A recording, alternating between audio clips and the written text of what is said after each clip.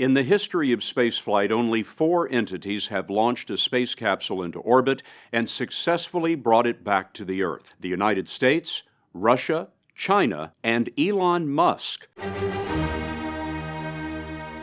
There are people who say the company cannot survive with you. Haha, that's hilarious.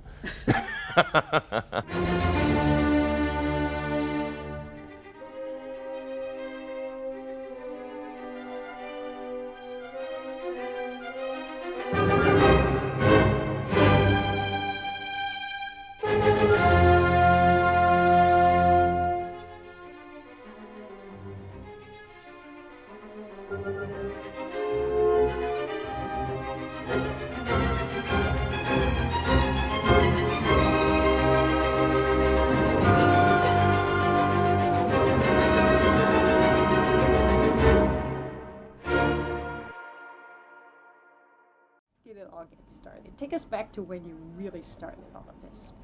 Well, that was the summer of 95. I had no money whatsoever. ஒரு பையன் south ஆஃப்ரிக்காவில் டார்ச்சரையும் புல்லிங்கையும் face பண்ணிவிட்டு night ஃபுல்லாக உட்காந்து book படிச்சுட்டு ஃப்யூச்சரில் rocket launch பண்ணுவேன்னு சொன்னால் யாராவது நம்புவீங்களா? உலகத்தோட மிகப்பெரிய பணக்காரன். ஒரு சின்ன ட்வீட்டில் கிரிப்டோ மார்க்கெட்டே வந்து ஆர்டி படித்தவன் தான் சொல்லணும். செவ்வாய் கிரகத்துக்கு மனுஷங்களை அனுப்ப போகிறேன்னு சொல்லிட்டு இருக்கிற ஒரு மேட் ஜீனியஸ். சில பேர் இவரை வந்து இரும்பு மனுஷன் சொல்லுவாங்க, இன்னும் சில பேர் இவரை வந்து டார்ச்சரானவன், ஒரு மாதிரி அரகண்டான வில்லன் சொல்லுவாங்க. மீடியா எப்பயுமே அவரை ஒரு கான்ட்ரவர்சிக்குள்ளே தள்ளிக்கிட்டே இருக்கும். ஆனால் அதை பற்றி அவருக்கு எந்தவித கவலையும் இல்லை. அவருக்கு என்ன தோணுதோ, அவருக்கு என்ன சரின்னு தோணுதோ அதை பண்ணிகிட்டே இருப்பார். இது வெறும் ஒரு பணக்காரனோட கதை இல்லை. ஒரு மனுஷன் அவமானங்கள், அசிங்கங்கள் எல்லாத்தையுமே தாண்டி ஒரு அசுர வெற்றியை வந்து எப்படி அடைஞ்சா அப்படிங்கிறத பற்றி தான் இந்த ஸ்டோரி இருக்க போது. வேற யாரும் இல்லை, உலகத்தோட நம்பர் 1 பணக்காரனான எலன் மஸ்கை பற்றி தான் நம்ம பார்க்க போகிறோம். வீடியோ ஃபுல்லாக பாருங்கள்.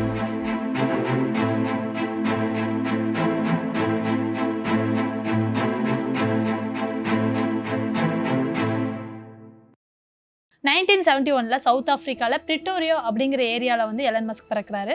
ஸோ அவருடைய சைல்டுஹுட் டேஸ் வந்து பார்த்திங்கன்னா ரொம்ப ரொம்ப மோசமாக இருந்திருக்கு. அவங்க அம்மா வந்து மாடல் அண்ட் நியூட்ரிஷனிஸ்ட்டு, அவங்க அப்பா வந்து இன்ஜினியர். அவருடைய பிறப்பு காலத்துலேருந்தே அவங்க அம்மா அப்பா 2 பேருக்குமே வந்து செட் ஆகலை. நிறைய பிரச்சனைகள் வந்து நடந்திருக்கு. அவருடைய 8வது வயதில் அவங்க 2 பேருமே வந்து டிவோர்ஸ் பண்ணிட்டாங்க.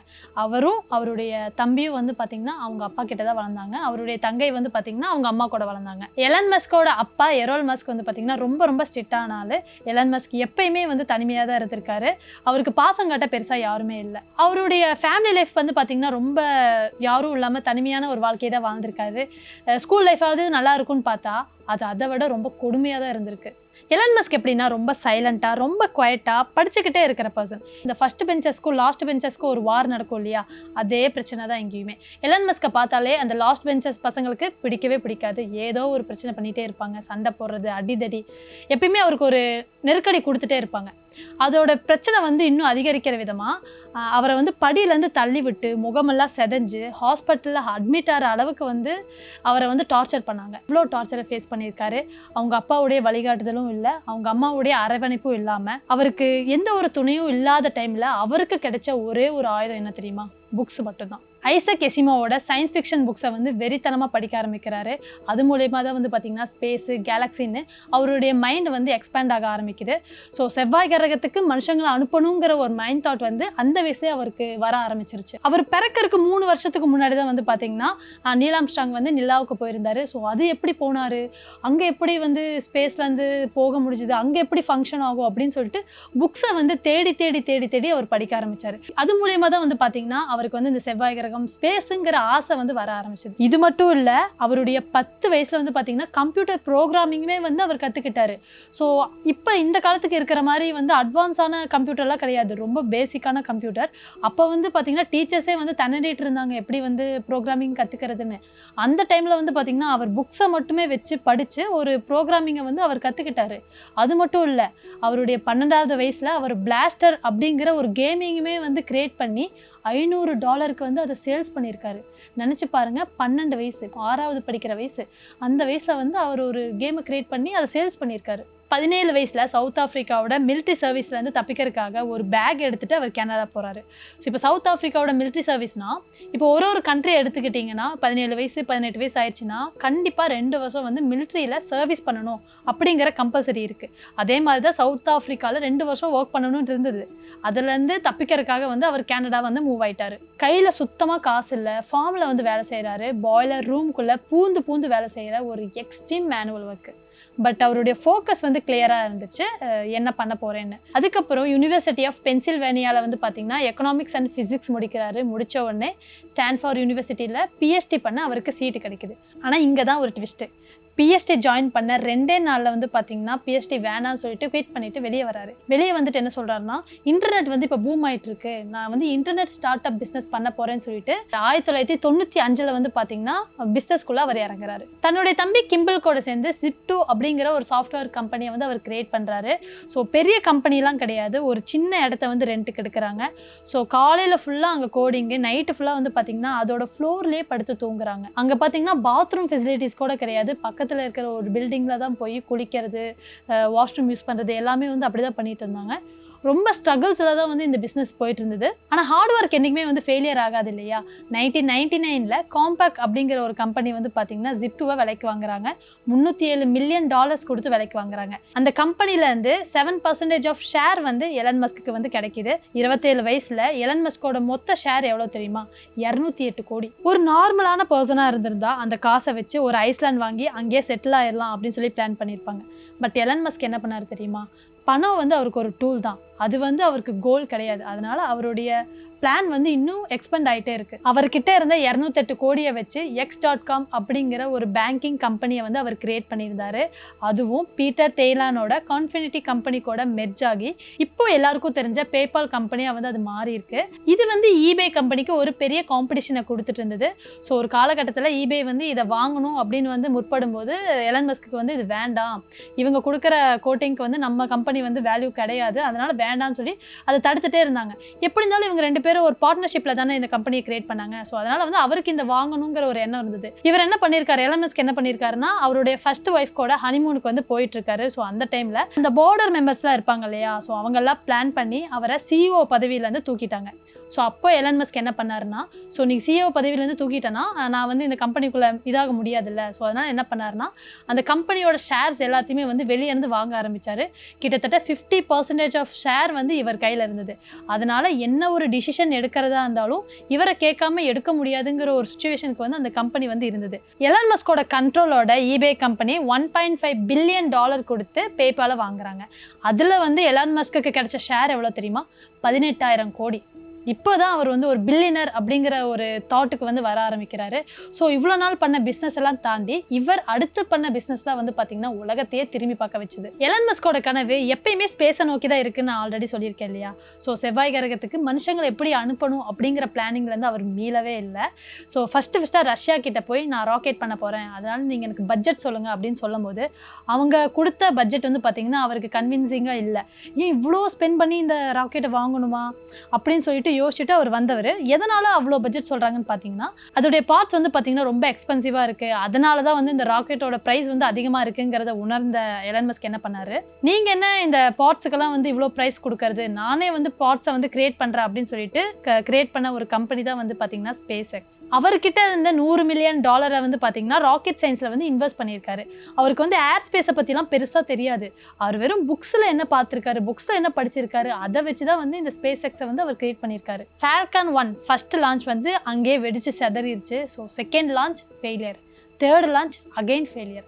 2008 எலன் மஸ்கோட மொத்த ஷேர்ஸுமே வந்து போயிடுச்சு. பேங்க்ரப்ட் ஃபைல் பண்ணுற அளவுக்கு அவருடைய சுச்சுவேஷன் தள்ளப்பட்டது. இப்படி வந்து லாஸை பார்த்துட்டே இருந்தனால அவங்க ஒய்ஃபும் சண்டை போட்டு பிரிஞ்சு போயிட்டாங்க. அவர் கடந்த காலத்திலேயே ஃபேஸ் பண்ண ரொம்ப ஒர்ஸ்டான இயர் வந்து பார்த்திங்கன்னா 2008 தான். ஸோ இப்போ வந்து பார்த்திங்கன்னா அவர்கிட்ட ஒரே ஒரு லான்ச்சுக்கான அமௌண்ட் மட்டும்தான் அவர் கையில் இருக்குது.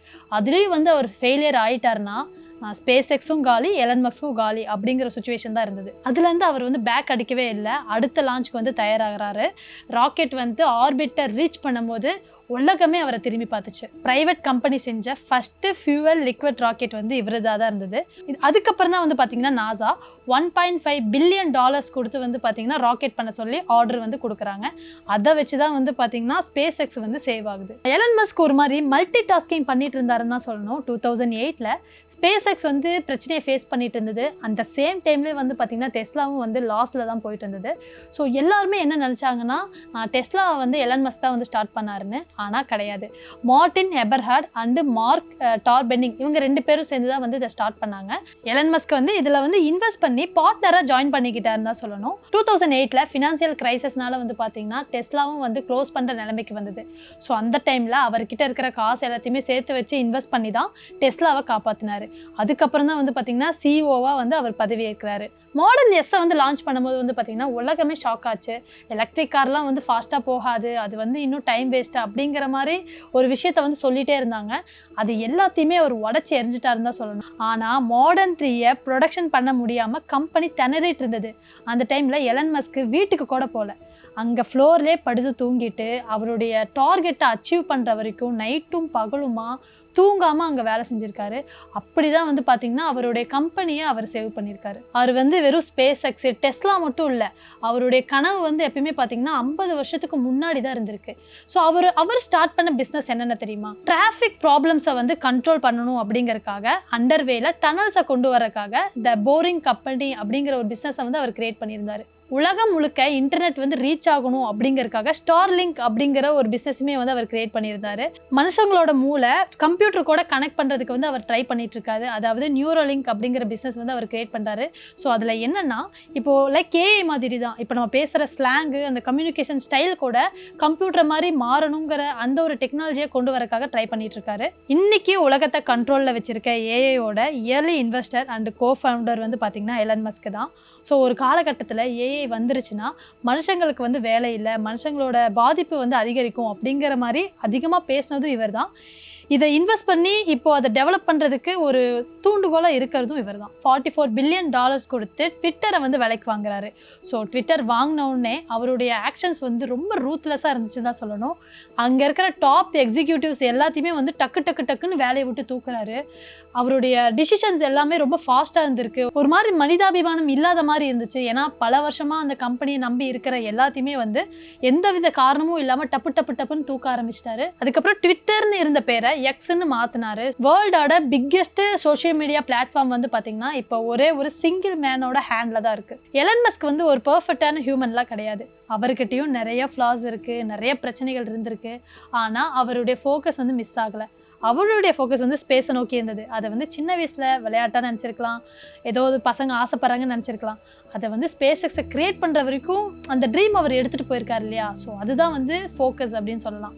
இன்னொரு விஷயம் என்னென்னா, இப்போது 5வது படிக்கிற வயசில் வந்து அவர் கம்ப்யூட்டர் ப்ரோக்ராமிங் வந்து கற்றுக்கிட்டாரு. இப்போ 5வது படிக்கிற வயசில் நினச்சி பாருங்களேன் நமக்கு என்ன நாலேஜ் இருந்திருக்கும்னு.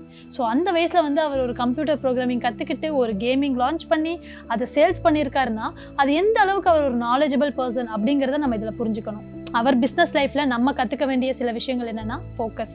என்ன விஷயத்த நம்ம வந்து பண்ண போகிறோம், எது நமக்கு வேணும் எது வேணாங்கிற தெளிவு நம்மக்கிட்ட இருக்கணும். அடுத்து கன்சிஸ்டன்சி. என்ன பண்ணாலும் சரி இது வேண்டாம் அப்படின்னு சொல்லிட்டு பாதியில் விட்டுட்டு போகிறது, 2 நாள் ஒர்க் பண்ணிவிட்டு 3வது நாள் ஐயோ முடியல அப்படின்னு போகிறது. மாடர்ன் 3 ப்ரொடக்ஷனில் என்ன ஆச்சு? அவர் பெரிய மில்லியனர் அப்படிங்கிற மைண்ட் செட்லாம் இல்லையே. அவருடைய கம்பெனியை வந்து சக்ஸஸ் பண்ணணும் அப்படிங்கிறதுக்காக நைட்டும் பகலும் தூங்காமல் அந்த கம்பெனியோட ஃப்ளோரில் படுத்துட்டு அவருடைய டார்கெட்டை அச்சீவ் பண்ணுற வரைக்கும் அவர் ஹார்ட் ஒர்க் பண்ணியிருக்காரு. ஹார்ட் ஒர்க் அப்படிங்கிற வேர்டுக்கு ஒரு பெரிய எக்ஸாம்பிள் வந்து பார்த்தீங்கன்னா எலன் மஸ்க் தான். ஸோ இவரோட ஸ்டோரி பார்க்கும்போது எந்த பார்ட் வந்து உங்களுக்கு இன்ஸ்பயராக இருந்துச்சு அப்படிங்கிறத கமெண்ட் பண்ணுங்கள்.